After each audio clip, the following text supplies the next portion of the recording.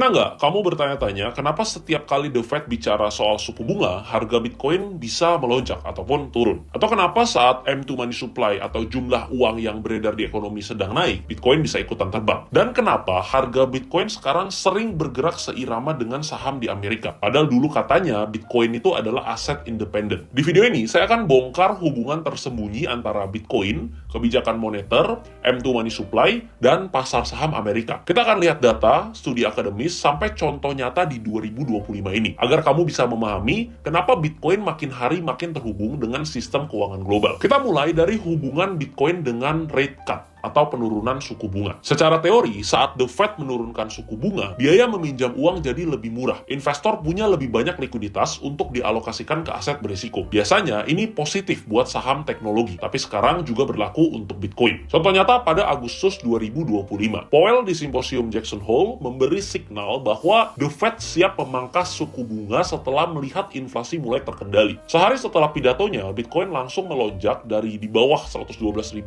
ke $116.000.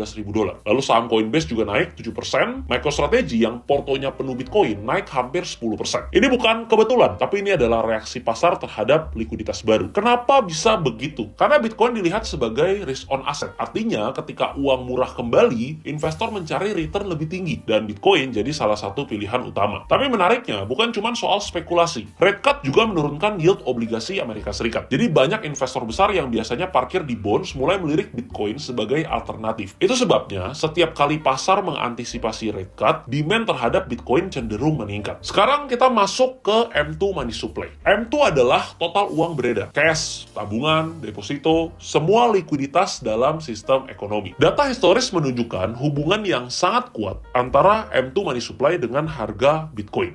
Misalnya, saat pandemi 2020 sampai 2021, The Fed menambah likuiditas dalam jumlah masif. M2 mulai melonjak tajam, dan apa yang terjadi? Bitcoin juga masuk ke buran terbesar dalam sejarah, dari $10.000 ke hampir $70.000. Riset dari ekonom makro Lyn Alden bahkan menemukan korelasi 0,94 antara pertumbuhan M2 global dengan harga Bitcoin. Elastisitasnya hampir sempurna, yang artinya ketika bank sentral menambah uang beredar, Bitcoin biasanya naik dengan sedikit lag. Tahun 2025 ini, M2 global itu mencapai rekor 108 triliun US dollar. Analis memperkirakan efeknya akan terlihat pada Q2 sampai Q3 dan memungkinkan rally Bitcoin lanjutan. Bahkan ada studi yang bilang setiap kenaikan M2 money supply sebesar 1% bisa memicu kenaikan harga Bitcoin hingga 65%. Meski tentu aja itu estimasi yang cukup agresif ya. Kenapa hubungannya bisa kuat? Karena Bitcoin ini dipandang sebagai aset yang anti-inflasi. Supply Bitcoin itu tetap maksimal 21 juta keping, sementara supply fiat ini bisa dicetak tanpa batas. Jadi ketika M2 naik, investor mencari lindung nilai, dan Bitcoin jadi kandidat utamanya. Sebelum kita lanjut, kalau kamu belum punya akun di beberapa top exchange yang ada di dunia, kamu bisa cek linknya ada di deskripsi, karena banyak sekali bonus yang menanti kamu. Mulai dari puluhan dolar, bahkan sampai ratusan dolar yang bisa kamu klaim secara gratis. Langsung cek aja dan klik linknya di deskripsi sekarang juga. Sekarang kita masuk hubungan Bitcoin dengan saham Amerika Serikat. Dulu banyak yang bilang Bitcoin itu non-correlated asset, artinya nggak ada hubungannya dengan saham atau pasar keuangan tradisional. Tapi sejak 2020, ketika institusi mulai masuk lewat ETF, habis itu MicroStrategy membeli Bitcoin miliaran dolar, dan investor retail mulai masuk lewat exchange atau broker, Bitcoin justru jadi makin berkorelasi dengan saham US, terutama Nasdaq. Studi baru di tahun 2024 menunjukkan korelasi harian antara Bitcoin dan Nasdaq mencapai 0,87, sangat tinggi. Jadi ketika Nasdaq naik, Bitcoin cenderung naik. Ketika Nasdaqnya turun, jatuh, Bitcoin juga ikut terkoreksi. Kalau ditanya kenapa, jawabannya karena investor yang sama ada di kedua pasar. Hedge fund, perusahaan publik, bahkan retail. Semua melihat Bitcoin ini seperti saham growth, yang volatile, high return, tapi tergantung pada likuiditas pasar. Namun ada juga momen menarik. Di Mei 2025, Bitcoin menembus rekor baru di atas $110.000. Sementara indeks saham US seperti S&P 500 dan juga Dow Jones justru malah melemah. Ini menunjukkan bahwa di titik tertentu, Bitcoin bisa menjadi leading indicator, semacam barometer likuiditas global. Kalau Bitcoin naik sementara saham tertahan, bisa jadi itu tanda investor sedang memindahkan likuiditas dari ekuitas ke kripto. Selanjutnya, mari kita lihat 3 peristiwa penting tahun ini yang memperlihatkan hubungan Bitcoin dengan rate cut, M2 money supply, dan saham US. Yang pertama, Jackson Hole, Agustus 2025. Powell memberi signal rate cut, Bitcoin naik 5% dalam sehari. Saham-saham kripto juga melonjak. Ini reaksi klasik risk on